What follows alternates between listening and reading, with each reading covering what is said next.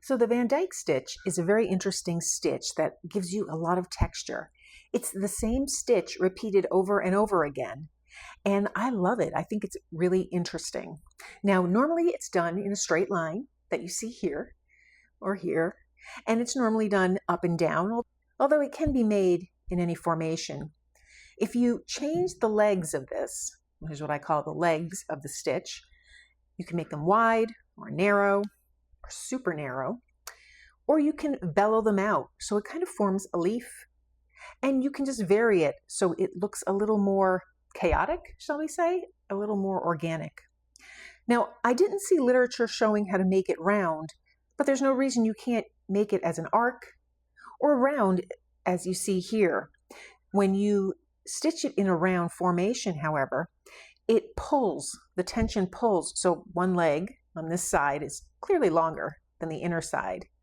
The same thing happens if you use it in a round formation. An additional thing about the Van Dyke stitch that I find fascinating is that you can use it in place of the couching stitch. So you get that beautiful stitching that holds a found object or some fabric or something with dimension in place.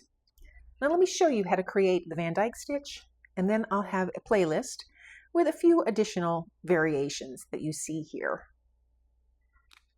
So to make the basic Van Dyke stitch, what we're going to do is envision 3 lines, and we'll go in an up and down format, and this is the width of my legs of that stitch. On the inside here, I'm going to put another line, and that's going to be that raised, what some people call a braid, in the center of the stitch. So I have my pearl cotton knotted on the back. I'm going to come up here, and I like to start on the left-hand side.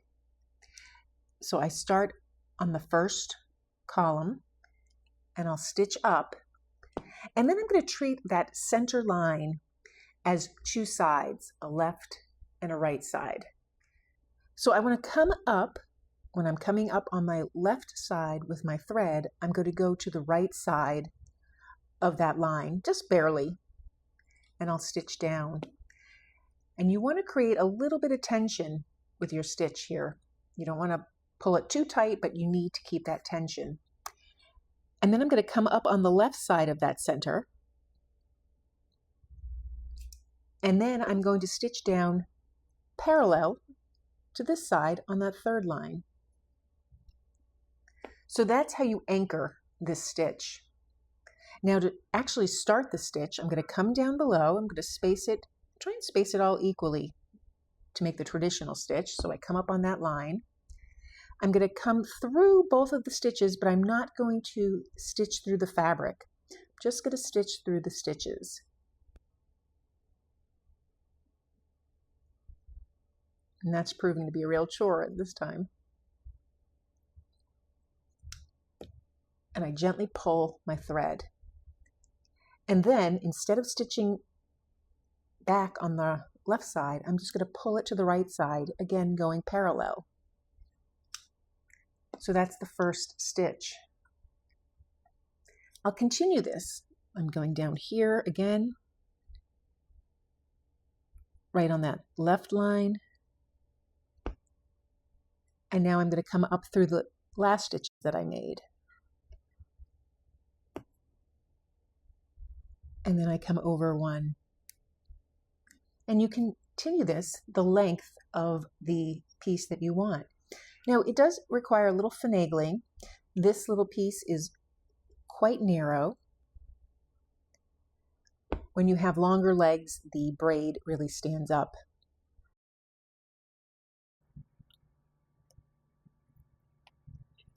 But it's a beautiful stitch. It does require a little bit of playing around to get that tension correct and that middle line fairly straight.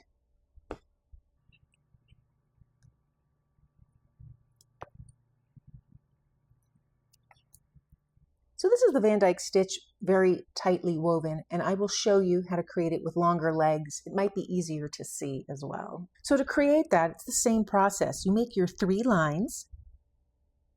This one we're going to make a little bit wider apart. And then I have my center line here. So now I'm just going to come out here, Again, on my left line, come up, stitch back down on the other side,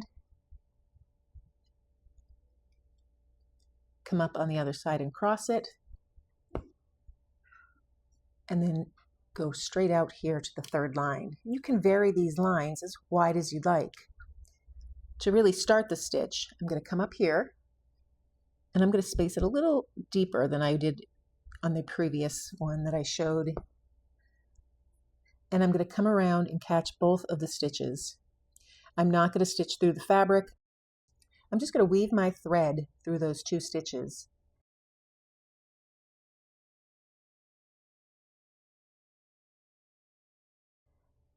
And now I'll stitch right parallel. So every time I put my needle through the fabric, that's a stitch. So to continue this, I'll stitch again. Come from here, weave my needle through the 2 stitches, and go down. And you can see it kind of looks like a caterpillar, but you can see a nice variation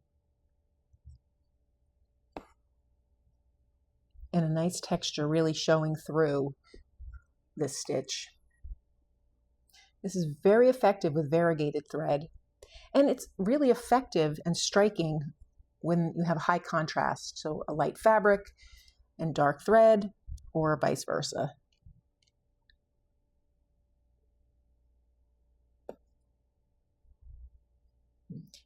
The wider the stitches and the wider the legs on the stitches, the less fussing it requires to get that nice even braid down the center. It requires a little bit, but you're not making all those adjustments constantly.